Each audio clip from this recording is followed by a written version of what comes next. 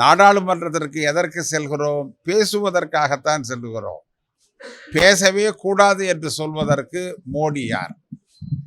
மோடி பத்திரிகைகளை சந்திப்பதில்லை, நிருபர்கள் கேள்விக்கு பதில் சொல்வதில்லை, நாடாளுமன்றத்திலும் பேசுவதில்லை. ஆண்டுக்கு ஒரு முறை பொதுக்கூட்டத்தில் பேசுவதைப் போல ஏதாவது பேசிவிட்டு செல்கிறார். அது நாடாளுமன்றம் அல்ல. உறுப்பினர்களுடைய கேள்விகளுக்கு பதில் சொல்ல வேண்டும். உறுப்பினர்கள் கேள்வி கேட்டால் பணம் வாங்கி கொண்டு கேள்வி கேட்கிறீர்கள் என்று சொல்லி வெளியே அனுப்புகிறார்கள் அல்லது பதவி நீக்கம் செய்கிறார்கள். இது எவ்வளவு பெரிய கொடுமை! நீங்க மோடியை பற்றி பேசினாலே அனுமதிக்கிறார்கள், ஆனா அம்பானியை பற்றி பேசினால் வெளியே அனுப்பி விடுகிறார்கள், பதவியே போய்விடுகிறது. அப்படின்னா நாடாளுமன்றத்தில் அம்பானியை பற்றி பேசக்கூடாதா? நான் நாடாளுமன்ற உறுப்பினராக சட்டமன்ற உறுப்பினராக இருந்திருக்கிறேன். ஏதாவது ஒரு விஷயம் பேசணும்னா 4 பேர்கிட்ட கேட்டு தான் பேசணும். அப்போதான் நமக்கு அது தெரியும்.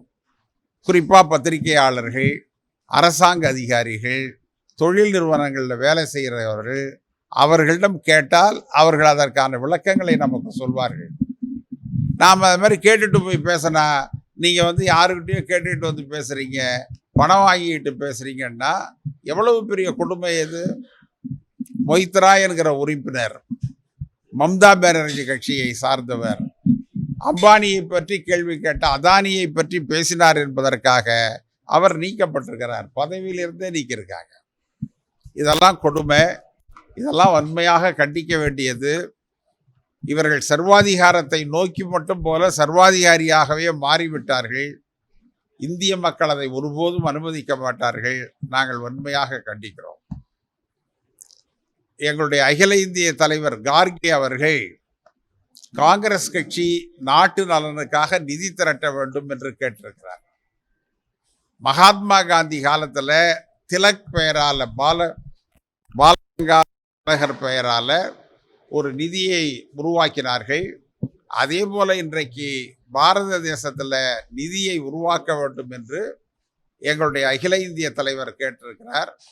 தமிழகத்தில் இருக்கிற காங்கிரஸ்காரர்கள், பொதுமக்கள் எல்லோருமே அதற்கான நிதியை வழங்க வேண்டும்.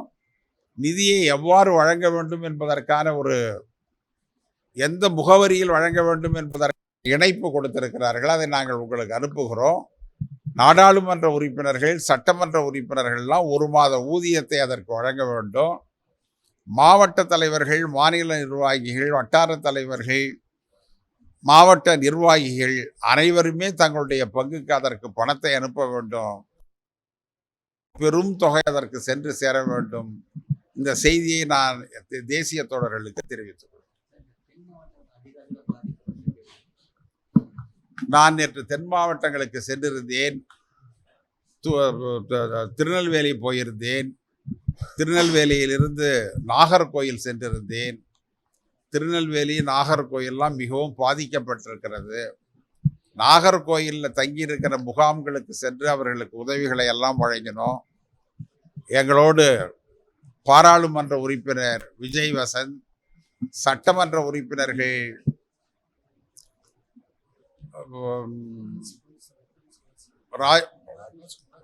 ராஜேஷ்குமார், பிரின்ஸ் 2 பேரும் வந்திருந்தார்கள்.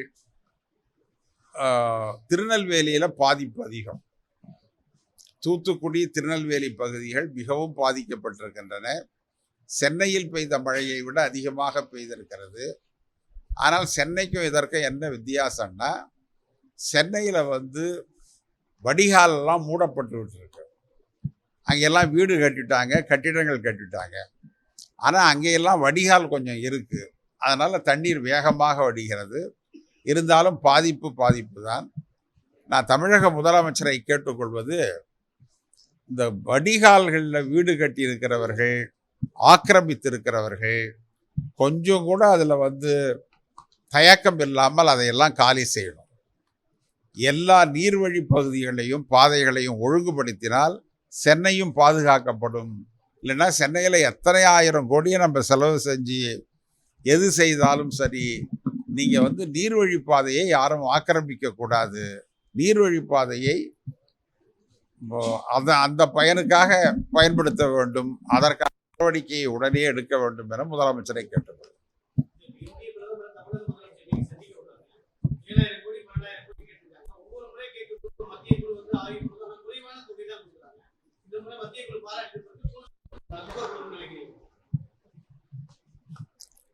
நீங்கள் வந்துங்க மத்திய குழு வந்து பாராட்டி இருப்பது என்பது மத்திய குழுவில் அரசியல்வாதிகள் இல்லை, அதிகாரிகள் வந்து பார்த்தாங்க, எல்லாம் நல்லா இருக்குங்கிறதுனால அவங்க பாராட்டிருக்கிறாங்க. ஆனால் பணம் கொடுக்குறவர்கள் பாரதிய ஜனதாக்காரர்கள். அவங்க தமிழ்நாட்டுக்கு எப்படி கொடுப்பாங்க? முதலமைச்சரே போய் கேட்டால் வேணால் இன்னும் 10 கோடி ரூபா கூட கொடுப்பாங்களே ஒழிய அதுக்காக 500 கோடி 1000 கோடி எல்லாம் கொடுத்துட மாட்டாங்க. இங்கே இருக்கிற பாரதிய ஜனதாவும் என்ன செய்வாங்கன்னா கொடுக்காதீங்கன்னு தான் சொல்லுவாங்க. இவங்க கொடுங்கன்னு சொல்ல மாட்டாங்க. எங்கள் பங்குக்கு நாங்கள் வாங்கி வருகிறோம், தமிழக மக்களுக்காக செய்கிறோம்னு செய்யக்கூடிய சக்தி இவங்களுக்கு கிடையாது. இருந்தால் மதுரையில் எய்ம்ஸ் நேரம் வந்திருக்கும்ல. இப்போ இவங்க என்ன செய்யணும்? மதுரையில் எய்ம்ஸ் நாங்கள் நீங்கள் வந்து டிலே பண்ணிட்டீங்க, அதனால் தமிழ்நாட்டில் எங்களுக்கு பிரச்சனையாக இருக்குது, உடனடியாக நீங்கள் எய்ம்ஸை கட்டுங்க. எய்ம்ஸ் அறிவிக்கப்பட்ட மற்ற மாநிலங்கள்லாம் கட்டி முடிச்சாச்சு, தமிழ்நாட்டில் கட்டி முடிக்கலன்னு அங்கே போய் கேட்கணும்ல. அவங்க இந்த ஊரில் ஏதாவது திமுக என்ன செய்யுது, அரசாங்கம் என்ன செய்யுதுங்கிறத பார்த்துக்கிட்டு இருக்காங்களே ஒழிய தங்களுடைய பணியை செய்வதில்லை. ரெண்டாவது, இந்த காசி சங்கமம்னு ஆட்சிட்டு போகிறாங்க. எல்லாம் பாரதிய ஜனதா கட்சிக்காரவங்க தான் போகிறாங்க. யார் அதில் வந்து கட்சிக்கு அப்பாற்பட்டவர்கள் இருக்கிறார்கள்? அந்த கட்சியில் சேர்ந்தவங்க, சேர்றேன்னு சொல்கிறவங்க, இவங்களை ஆட்சிக்கிட்டு தான் அந்த ரயில் போகுது. மக்களுடைய வரிப்பணத்தில் பாரதிய ஜனதாக்காரர்கள் ரயிலில் பயணம் செய்கிறாங்க, அவ்வளவுதான், வேற.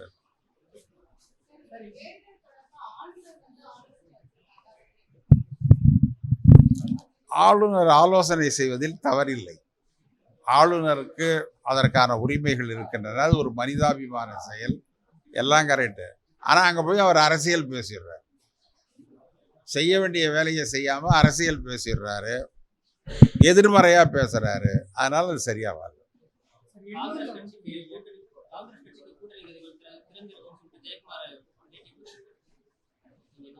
எந்த ஜெயக்குமார்?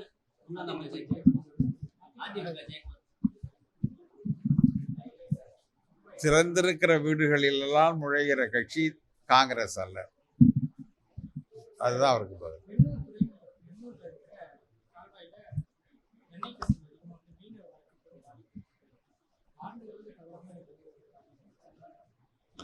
நீங்க வந்து கடுமையாக கண்டிக்க வேண்டிய, தண்டிக்க வேண்டிய ஒரு செயல். ஒரு நிறுவனம் சுற்றுச்சூழலை பாதுகாக்க வேண்டும்.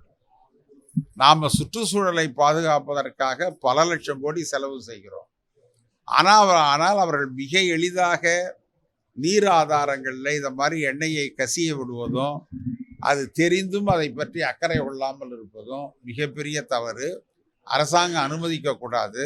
அவர்களை இழுத்து மூடணும். முதல்ல மூட்ப நீங்கள் வந்து நாம் வந்து உடனடியாக அதற்கு வந்து அதை மூடுவது என்கின்ற நடவடிக்கையை தவிர வேறு எந்த நடவடிக்கையும் அதில் பயன்படாது. முதல்ல இழுத்து அதுக்கு சீல் வைக்கணும். அதன் பிறகு அவர்கள் வந்து அதெல்லாம் சரி பண்ண பிறகு வேணா திறக்கலாம். பாதகம் செய்பவரை கண்டால் நாம் பயங்கொள்ளலாகாது பாப்பா, மோதி மிதித்து விடு பாப்பா, அவர் முகத்தில் உமிழ்ந்து விடு பாப்பா. அண்மை செய்திகளை உடனுக்குடன் தெரிந்து கொள்ள இணைந்திருங்கள் இயம்நாடு தொலைக்காட்சியுடன்.